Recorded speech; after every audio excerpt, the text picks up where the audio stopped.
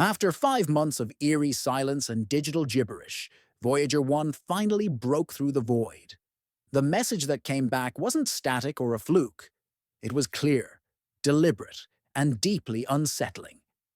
Against all odds, NASA's engineers had revived a spacecraft older than most of the team itself, a relic from a time of analog phones and Cold War anxieties. But the real surprise wasn't the fix. It was what Voyager sent back. A signal not of routine diagnostics, but of something stranger, something that didn't just update us. It challenged us. In April 2024, something extraordinary happened. After 5 long months of silence and scrambled data, Voyager 1, now over 15 billion miles from Earth, spoke again. The signal wasn't noise. It was coherent, readable, and unsettlingly meaningful. NASA's team had pulled off the impossible, a remote memory fix that reawakened a spacecraft launched when rotary phones still hung on walls. But what Voyager said in return wasn't just a status update. It was a cosmic whisper that once again challenges everything we thought we knew. The data carried more than diagnostics. There were fluctuations in cosmic rays, subtle shifts in plasma density, and embedded within all of it, a hum. Not a new one, but an old one that's grown louder for years. Voyager 1 had been picking up a 3 kHz vibration in the interstellar. Plasma, a cosmic tone that until now was dismissed as background noise. But this signal isn't fading with distance. It's changing, gaining rhythm, forming patterns. This isn't just interstellar weather. It might be structure, resonance, something that acts like it's responding. And while the scientific community hesitates to speculate publicly, some are starting to say the quiet part out loud. This doesn't look random. This spacecraft was never meant to last more than a few years. And yet, it's outlasted empires, technologies, even the people who helped launch it. It flew past Jupiter's roiling storms and Saturn's icy rings, snapping the first close-up images of worlds that had only been dots before. And then it kept going. Beyond Pluto, beyond the sun's magnetic bubble, into true interstellar space. That's where things started to get strange. In late 2023, Voyager's systems began malfunctioning. It wasn't mechanical. It was like the craft had a stroke. It still had power, still sent data, but none of it made sense. NASA couldn't diagnose the problem because the information arriving was gibberish. And with a 44-hour round trip for each command, any mistake could have ended the mission permanently. But then came the breakthrough. Engineers traced the issue to a faulty memory section and managed to redirect the system without ever touching the spacecraft.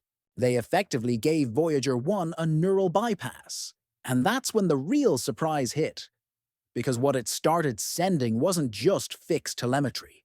The signals contained rhythmic pulses and variations in cosmic phenomena that didn't align with anything natural, like a beat buried inside the chaos, like something was being repeated over and over.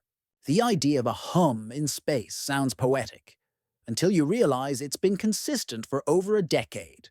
Voyager has been hearing it, quietly, while floating through nothingness. Now, that same hum has started shifting. Its tone, its pitch, its timing. It's no longer just presence, it's behavior. There are a few possible explanations. Some scientists think it could be relics of ancient supernova shockwaves, frozen in time. Others believe Voyager may have reached a zone of interstellar medium unlike anything we've modeled, charged particles caught in magnetic turbulence beyond our comprehension.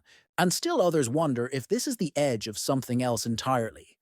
Some uncharted region where even the laws of physics start to flex.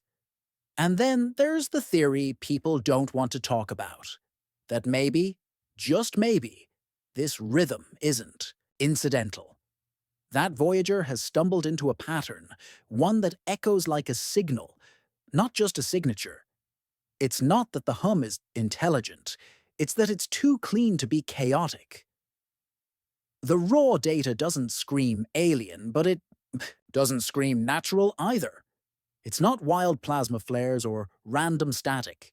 It hums, softly, repetitively, like a background score that's been playing the whole time, and only now are we learning to listen. Voyager's journey has always been more than just science.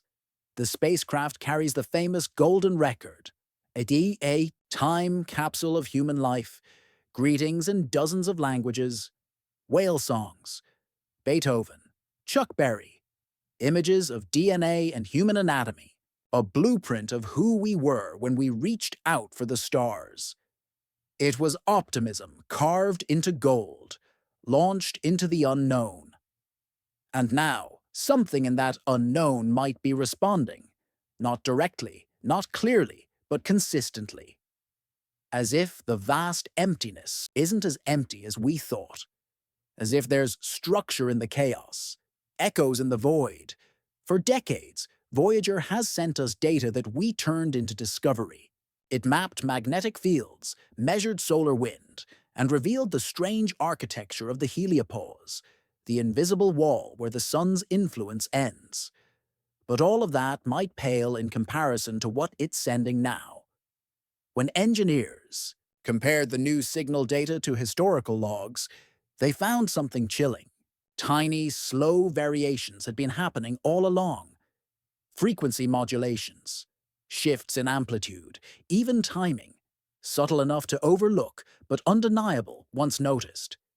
It's as if the signal has been alive the entire time, as if space has been, speaking in a whisper, and only now, only after decades, are we close enough, still enough, quiet enough to hear it. The idea of a dialogue with space itself sounds absurd, but this isn't metaphor, it's data, rhythmic, repeated, and evolving. Some researchers are now suggesting that we might be hearing the interstellar medium itself, alive with the aftershock of ancient violence. Exploded stars, collapsing, fields, or maybe, just maybe, other explorers. Voyager has crossed into a realm beyond the sun's shelter, where galactic radiation slams unfiltered, and where no other human-made object has dared to linger. It's moving through the galactic tide, through shock fronts, gravity waves, and regions shaped by forces older than our solar system.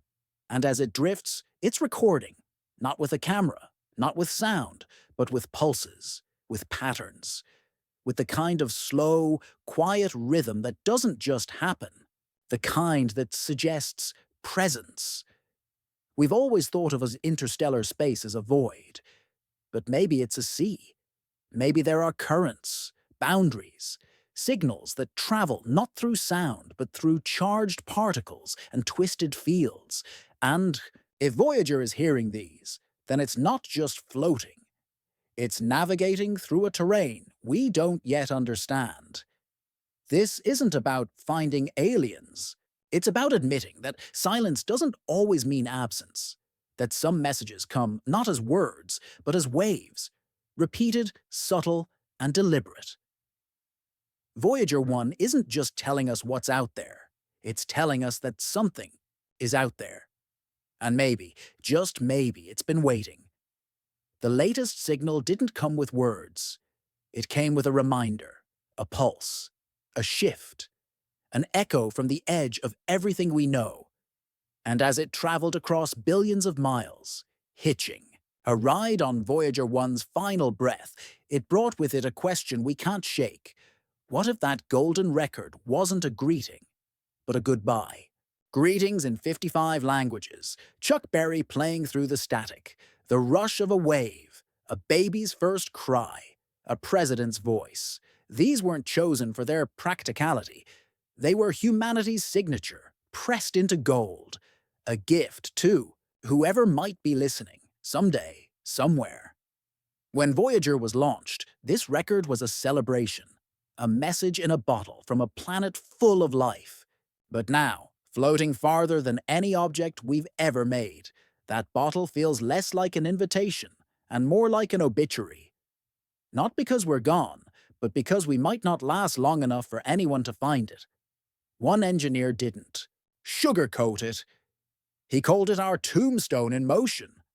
Voyager doesn't just carry scientific instruments, it carries intention. A snapshot of what we hoped would outlive us. And the chilling truth is, if someone or something ever plays that record, it won't be Earth they're meeting. It'll be a fossil, a memory of who we once were. So when that final hum came through, patterned, structured, impossible to explain, it felt like more than just space weather. More than plasma ripples. The timing was eerie. As Voyager 1 nears its shutdown in 2025, its instruments will begin going dark. The battery will fade. One by one, sensors will go silent. And then, nothing. No more transmissions. No more data. Just a dead signal, lost in the void. But the real message came before all that. Not in code. Not even in science. Voyager's greatest revelation wasn't found in any readout. It was in what it's shown us all along, that Earth is fragile, that space is not silent, and that the universe is far less empty than we assumed. This probe didn't just map planets or capture radiation. It unmasked us, exposed the limits of our comfort, shoved a mirror into our solar system, and showed us how thin our defenses really are, how fleeting our attention can be, and how easily we dismiss the things that matter most just because they don't scream for it. Now, with its final moments ticking away, Voyager has sent us something strange, a signal that's not just data, it's alive, with rhythm, with a hum that refuses to die down.